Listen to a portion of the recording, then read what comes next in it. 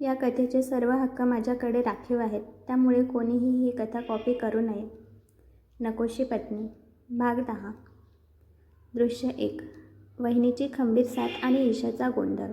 वरुणने जेव्हा ईशाला पैशाची मागणी करण्यासाठी पुन्हा एकदा एका निर्जन ठिकाणी बोलवले होते, तेव्हा ईशाचा चेहरा भीतीमुळे पांढरा फटक पडला होता. तिचे हात थरथरत होते. नंदिनीने ईशाचे दोन्ही हात आपल्या हातात घेतले. तिच्या डोळ्यात एक वेगळाच आत्मविश्वास होता. नंदिनी खंबीरपणे म्हणाली, ईशा, तू आज कुठेही जाणार नाहीस. तुझ्या जागी मी वरुणला भेटायला जाईन. ईशा हादरली. ती घाबरत म्हणाली, नको वहिनी, तो माणूस खूप डेंजर आहे. त्याला जर समजलं की मी नाही आले तर तो माझे फोटोज आणि व्हिडिओज आत्ताच व्हायरल करेल आणि तुझं आयुष्य पण धोक्यात येईल. तू माझ्यामुळे स्वतः कोणत्या प्रॉब्लेममध्ये नको पडूस. प्लीज, तू नको जाऊस.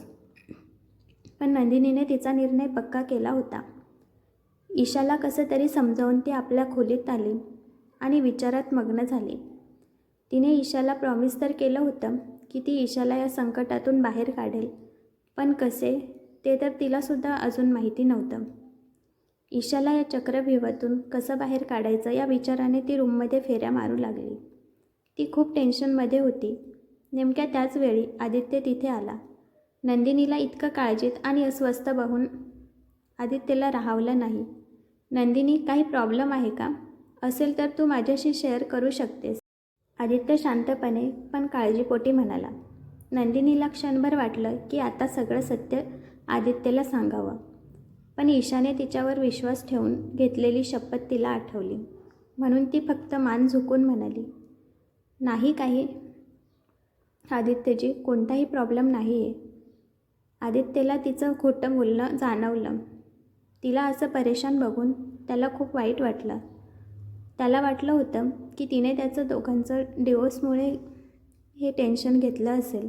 म्हणून तो हळूच तिच्या जवळ गेला आणि तिच्या खांद्यावर हात ठेवून आणि दुसऱ्या हाताने तिची हनुवटी धरून तिचा चेहरा वर केला. तिच्या डोळ्यात बघत तो अत्यंत हळुवारपणे म्हणाला, नंदिनी, तुला आयुष्यात कधीही कशाची गरज पडली तर मी कायम तुझ्याच पाठीशी आहे. टेन्शन घेऊ नकोस, मी आहे ना. आदित्यच्या या शब्दांनी नंदिनीला खूप आधार दिला. ती मनात म्हणाली, आदित्यजी, तुम्ही माझ्यासाठी इतके बोलले हेच खूप आहे माझ्यासाठी. पण मी मजबूर आहे. मी तुम्हाला काहीच सांगू शकत नाही. मला माफ करा. दृश्य 2. वरुणचा अहंकार आणि माणुसकीचा खरा धडा. वरुणने बोलवलेल्या जागी नंदिनी पोहोचली. नंदिनीला पाहताच वरुण ओरडला, तुम्ही कोण? ईशा कुठे आहे? नंदिनीने निर्भीडपणे उत्तर दिले, मी ईशाची वहिनी आहे. वरुण, तू तिचा कॉलेजचा मित्र असून एका मुलीची इज्जतीचा लिलाव करायला निघालास. तुला लाज वाटत नाही का? पैशासाठी तू इतका खाली पडू शकतोस? वरुण क्रूरपणे हसला. श्रीमंत लोकांसाठी इज्जत महत्त्वाची असते, पण आमच्यासारख्या गरिबांसाठी पैसा खूप महत्त्वाचा असतो. तुम्ही श्रीमंत लोक आमचे टिंगल उडवतात, गरिबीची मजा घेतात आणि आता सध्या मला पैशाची खूप गरज आहे, त्यामुळे बाकी मला कशाचीही पर्वा नाही. नंदिनीने त्याला समजवण्याचा प्रयत्न केला की वाईट मार्गाने मिळवलेला पैसा कधीच सुखाचा नसतो. तेव्हा वरुणचे डोळे पाणावले. त्याने त्याचे खरे दुःख सांगितले. त्याच्या घरी आई वडील खूप आजारी आहेत. आईला कॅन्सर आहे आणि तिच्या उपचारासाठी त्याला तातडीने 10 लाख रुपयांची गरज आहे. मला कोणी नोकरी देत नाही कारण मी गरीब आहे. मग मी काय करू? वरुण हा आक्रोश ऐकून नंदिनीचे हृदय विरघळले. तिने वरुणला शब्द दिला की ती पैशांची व्यवस्था करेल, पण त्या बदल्यात त्याने ईशाचे सर्व फोटोज आत्ताच्या आत्ता डिलीट करावे लागतील.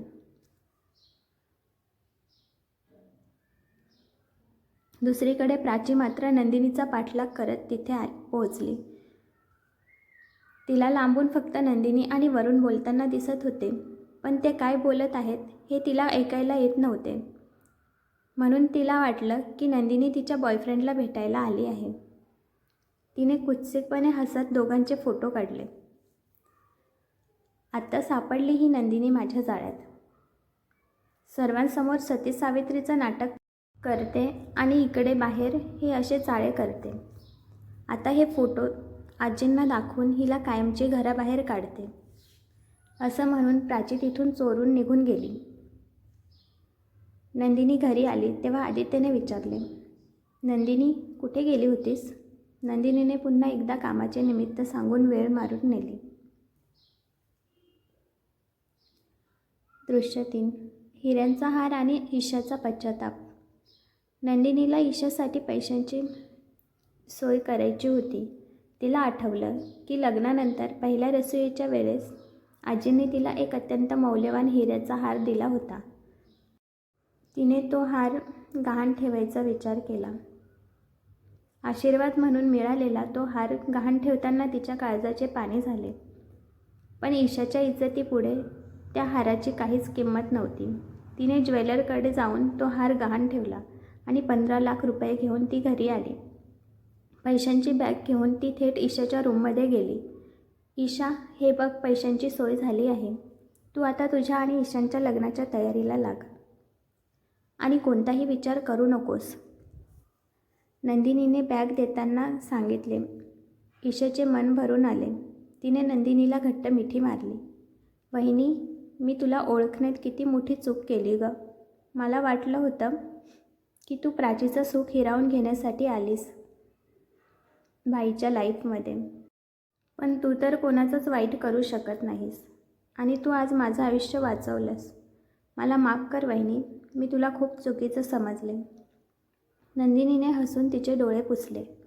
ईशा, तू माझ्यासाठी माझ्या लहान बहिणीसारखी आहेस. त्यावेळेसची परिस्थिती तशी होती. तुझं काहीच चुकलं नाही. आता हे सगळं विसरून जा. दृश्य 4. हॉस्पिटलमधील प्रसंग आणि रक्ताचे नाते. नंदिनी पुन्हा एकदा वरुणला भेटली आणि त्याला पैशांची बॅग दिली. वरुण, आईवडिलांच्या उपचारासाठी चुकीचा मार्ग निवडू नकोस, नंदिनीने त्याला बजावले. वरुणला थोडे वाईट वाटले, पण त्याने तिला त्याच्या आईला भेटायला नेले. हॉस्पिटलमध्ये पोहोचल्यावर कळले की वरुणच्या आईची प्रकृती अत्यंत गंभीर आहे. ऑपरेशनसाठी पैशांची सोय झाली होती, पण ओ निगेटिव्ह रक्ताची तातडीने गरज होती, जे रक्ताच्या बँकेत उपलब्ध नव्हते. वरुण हताश होऊन रडत होता. नंदिनीने कोणताही क्षणाची वाट न पाहता डॉक्टरांना सांगितले, डॉक्टर, माझा ब्लड ग्रुप ओ निगेटिव्ह आहे. मी रक्त द्यायला तयार आहे. वरुण चकित झाला. ज्या मुलीला तो लुटायला निघाला होता तीच त्याच्या आईचा जीव वाचवत आहे. ऑपरेशन यशस्वी झाले. वरुणने रडत रडत नंदिनीचे पाय धरले. ताई, मला माफ कर. माणुसकी ही पैशापेक्षा खूप श्रेष्ठ असते हे आज मला कळलं आणि ते तू मला शिकवलंस. असं म्हणत त्याने उरलेले पैसे परत केले आणि ईशाचे सर्व फोटोज कायमचे डिलीट केले. नंदिनीने त्याला ते पैसे आईच्या औषधांसाठी ठेवण्यास सांगितले. नंदिनी घरी आली आणि तिने ईशाला सांगितले की आता वरुण कधीच त्रास देणार नाही. ईशा भारावून गेली आणि नंदिनीला घट्ट मिठी मारली. लव यू वहिनी, तू खरंच खूप ग्रेट आहेस. दृश्य 5. एंगेजमेंटची रोषणाई आणि प्राचीचा कट. दुसरीकडे प्राचीला नंदिनीच्या रूममध्ये ज्वेलरीची पावती सापडली. तिला कळालं की नंदिनीने आजीचा हार गहाण ठेवला आहे. तिने सुनैना आणि करुणा आत्याला हे सांगितले. आता बघा आदित्य समोर मी हा बॉम्ब कसा फोडते. सुनैना हसत बोलते, वा प्राची, आज खरं तू माझी मुलगी शोभतेस. त्या तिघीही नंदिनीचा काटा काढण्यासाठी योग्य वेळेची वाट बघू लागल्या. आज ईशा आणि ईशानची एंगेजमेंट होती. रणदिवे निवासस्थान फुलांनी आणि दिव्यांनी सजले होते. संपूर्ण हॉल चकाचक होता. नंदिनीने स्काय ब्लू कलरची नेटची साडी नेसली होती, ज्यावर डायमंडचे बारीक खडे चमकत होते. मोकळे केस, निळे डोळे आणि गोरा रंग. ती एखाद्या अप्सरेसारखी दिसत होती. जेव्हा ती ईशाला घेऊन पायऱ्यांनी खाली येत होती तेव्हा तिचे केस वाऱ्याने उडत होते. आदित्य तर लॅपटॉप बाजूला ठेवून तिच्या सौंदर्याकडे बघतच राहिला. ईशा आणि नंदिनीला मैत्रिणीसारखा हसताना बघून घरातील सर्वांना आनंद झाला, पण त्यांना कळत नव्हते की हा चमत्कार झाला कसा, कारण ईशा तर नंदिनीला बघायला पण पसंत करत नव्हती. इकडे प्राचीचा तर जळफळाट झाला. ईशानने नजरेने ईशाला सांगितले की ती खूप सुंदर दिसते. दृश्य 6. आदित्यची कबुली आणि कुशीतील सुख. रात्री एंगेजमेंटचे कार्यक्रम संपल्यावर आदित्य आणि नंदिनी रूममध्ये आले. आदित्यने नंदिनीला जवळ घेतलं आणि असंच खोडकरपणे विचारलं, नंदिनी, तू ईशावर काय जादू केलीस का? तिचं मत कसं बदललं तुझ्याविषयी? नंदिनी, मी का जादू करू तिच्यावर? तीच मनाची चांगली आहे, म्हणून आमची दोघींची आता छान फ्रेंडशिप झाली आहे. तुमच्यासारखी खडूस नाही ती. आदित्यने तिला जवळ ओढले. काय म्हणालीस? खडूस? मी खडूस वाटतोय तुला? नंदिनी घाबरत. सॉरी आदित्यजी, मला तसं म्हणायचं नव्हतं. आदित्य हसला. एवढी काय घाबरतेस? मी काय तुला खाऊन टाकणार आहे का? तो तिला सोडतो आणि म्हणतो, जा जाऊन चेंज करून घे. दिवसभर थकली असशील, लवकर झोपून घे. नंदिनी चेंज करायला बाथरूममध्ये जाते, पण तिला आदित्यचे असे तिच्याजवळ येणे तिला खूप छान वाटत होते. ती चेंज करून आली आणि दोघेही झोपायला गेले. मध्यरात्री आदित्यने हळूच झोपेत असलेल्या नंदिनीचा हात हातात घेतला आणि तिला स्वतःकडे ओढलं. तिच्या कपाळावर एक हळूवार किस करत तो पुटपुटला, गुड नाईट वायफी. त्याला आता स्पष्टपणे जाणवत होतं की प्राचीबद्दल जे होतं ते फक्त एक आकर्षण होतं, पण खरी ओढ आणि प्रेम तर त्याला फक्त नंदिनीबद्दलच वाटत आहे. त्याने ठरवलं की ईशाच्या लग्नानंतर तो तिला त्याच्या फिलिंग्सबद्दल सांगेल आणि तिची साथ कधीच सोडणार नाही. आणि तो परत एकदा तिला घट्ट मिठी मारतो आणि झोपून जातो. सकाळी जेव्हा नंदिनीला जाग आली तेव्हा तिला कळलं की ती पुन्हा एकदा आदित्यच्या कुशीत आहे. हे भगवान, मी पुन्हा यांच्या जवळ येऊन झोपले. आता आदित्यजींना जाग आली तर ते परत म्हणतील की मी मुद्दाम त्यांच्या जवळ येण्याचा प्रयत्न करते आणि प्राचीपासून त्यांना हिरावून घेते. असं पुटपुटत ती स्वतःच्या कपाळावर हात मारून घेते. वॉशरूममध्ये पळाली आणि फ्रेश होऊन बाहेर आली. रणदिवे निवासस्थानी ईशाच्या लग्नाचा संगीत सोहळा मोठ्या थाटामाटात सुरू होता. संपूर्ण हॉल रोषणाईने उजळून निघाला. आज नंदिनीने जांभळ्या पर्पल रंगाचा अतिशय सुंदर आणि जड आणि नाजूक नक्षीकाम असलेला लेहंगा घातला होता. त्यावरचे हिऱ्याचे दागिने आणि तिचे मोकळे केस तिच्या सौंदर्यात भर घालत होते. स्टेजवर जेव्हा आदित्य आणि नंदिनीचे नाव पुकारले गेले तेव्हा सर्वांच्या नजरा त्यांच्यावर दोघांवर खिळल्या. आदित्यने काळ्या रंगाची शेरवानी घातली होती, ज्यात तो एखाद्या राजकुमारासारखा दिसत होता. म्युझिक सुरू झाला. आदित्यने अतिशय हळूवारपणे नंदिनीचा हात आपल्या हातात घेतला आणि तिला स्वतःकडे ओढले. रोमॅन्टिक गाण्याचे लिरिक्स. तुझ्या विना जगणे हे अधुरे वाटते मला, तुझ्या विना श्वास हा अपुरा भासते मला. कसे सांगू तुला मी, तूच आहे स्पंदन माझे, तुझ्या कुशीत समावे आयुष्य हे माझे. गाण्याच्या तालावर आदित्य आणि नंदिनी एकमेकांच्या डोळ्यात हरवून गेले होते. आदित्यने तिला कमरेत धरून हवेत फिरवले तेव्हा नंदिनीचे हसणे पाहून आजी सुमतीजी भारावून गेल्या आणि त्या सुरेशजींना म्हणाल्या, सुरेश, बघितलंस किती गोड दिसतायत दोघं, जसं काही देवानं खास यांना एकमेकांसाठीच घडवलंय. आजी आनंदाने म्हणाल्या. अनुराधा आईच्या डोळ्यातही समाधानाचे अश्रू होते. त्या म्हणाल्या, हो आई, आज आदित्यच्या नजरेत नंदिनीबद्दल जे प्रेम दिसतंय ते याआधी कधीच नव्हतं. चिन्नीसुद्धा होकारार्थी मान हलवली. मात्र स्टेजच्या खाली उभी असलेली प्राची रागाने जळफळत होती. दृश्य 7. आदित्यची कबुली आणि प्राचीचा भयंकर कट. डान्स संपल्यावर आदित्य खाली येताच प्राची त्याला बाजूला घेऊन गेली. तिचे हात रागाने थरथरत होते. आदित्य. प्राची, हे काय करत आहेस तू? प्राची. आदित्य, तुम्ही काय करत आहात? तुम्ही फक्त आजींसाठी नंदिनीसोबत नाटक करत होतात ना? मग आज तुमच्या नजरेत तिच्याबद्दल ती वेगळीच ओढ कशी काय दिसली? प्राचीने विचारले.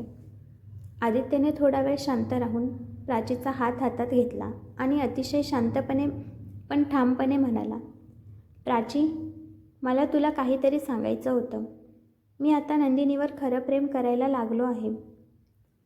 मला जाणवत आहे की तुझ्याबद्दल मला जे वाटत होतं ते फक्त एक अट्रॅक्शन होतं.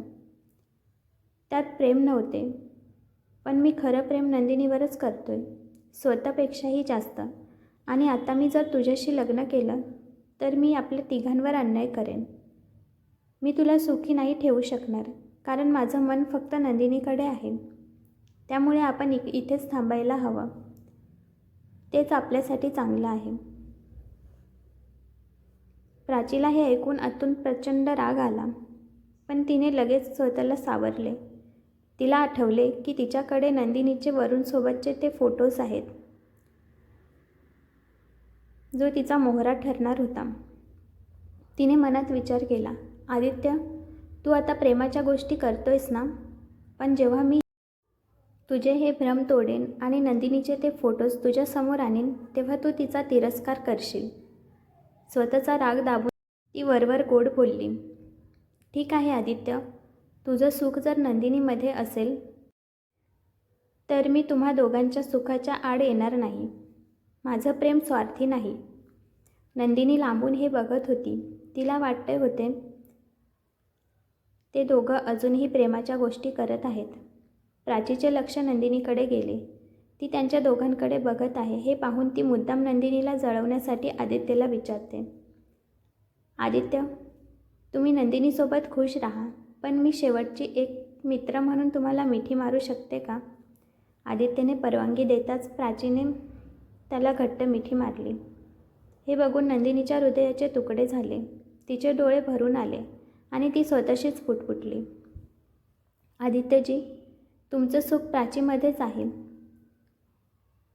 ईशाचं लग्न झालं की मी स्वतः आजींना समजावून सांगेन आणि आपण घटस्फोट घेऊ. मी तुम्हाला तुमच्या सुखासाठी मोकळं करेन. दृश्य 8. ईशा ईशानची खेचाखेची आणि सानिकाचं आगमन. स्टेजच्या दुसऱ्या बाजूला ईशा आणि ईशान मस्ती करत होते.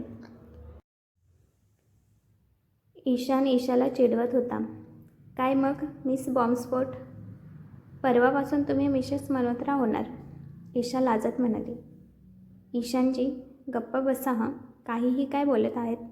नंदिनी तिथे आली आणि हसून म्हणाली, हे बघा ईशानजी, एकुलती एक नणंद आहे माझी.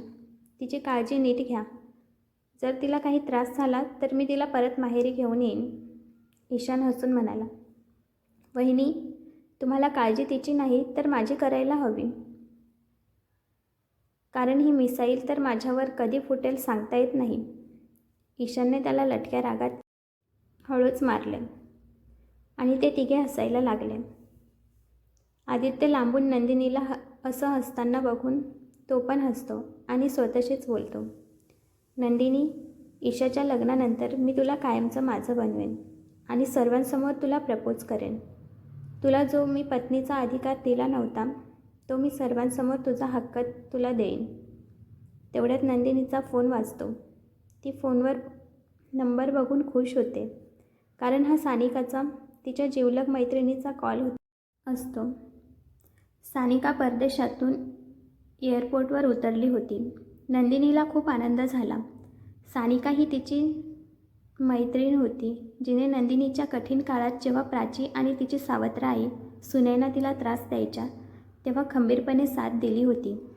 सानिका स्वभावाने अतिशय रोखठोक आणि खडूस होती, पण नंदिनीसाठी ती काहीही करायला तयार असायची.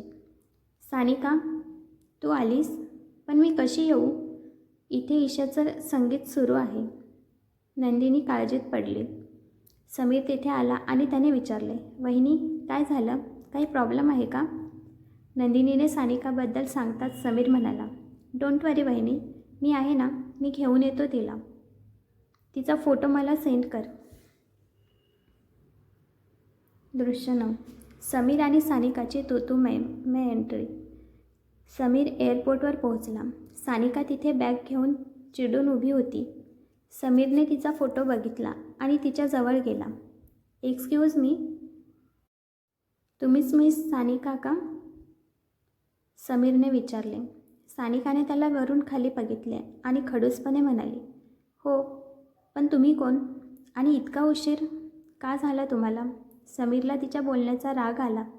तो खोटकरपणे म्हणाला, मी समीर रणदिवे, ज्याला नंदिनी बहिणींनी एका खडूस मुलीला घ्यायला पाठवले.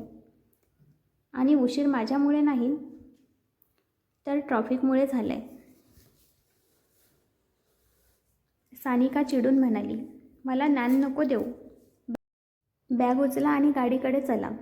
समीर हसून म्हणाला, मी इथे ड्रायव्हर म्हणून नाही तर मदत म्हणून आलो आहे. नीट बोलायला शिका आधी. त्या दोघांचे एअरपोर्टवरच भांडण झुकलं. सानिकाचं रोखठोक अंदाज आणि समीरचं खोडकर वृत्ती यामुळे गाडीतही त्यांच्या तुतूमेमेत सुरूच होती. समीरला वाटलं, ही मुलगी किती डोक्याला ताप आहे. तर सानिकाला वाटलं, हा मुलगा किती बेशिस्त आहे. पण या दोघांमध्ये ही नोकझोक कथेला कोणत्या नवीन वळणावर नेईल हे पाहणं इंटरेस्टिंग ठरेल. पुढील भागात काय होईल? सानिका आणि समीरची ही पहिली भेट आणि त्यांचं भांडण प्रेमात बदलेल का? प्राची आदित्यसमोर ते फोटोज सादर करून नंदिनीला घराबाहेर काढण्यात यशस्वी होईल का? नंदिनी खरंच घटस्फोटचा निर्णय सर्वांना सांगेल का? तर मित्रांनो, समीर आणि सानिकाची ही भन्नाट एंट्री तुम्हाला कशी वाटली? आदित्यच्या प्रेमाची कबुली खरी ठरेल की प्राचीचा कट भारी पडेल? पुढच्या भागासाठी आत्ताच सबस्क्राईब करा आणि कमेंटमध्ये तुमचे विचार सांगा. धन्यवाद.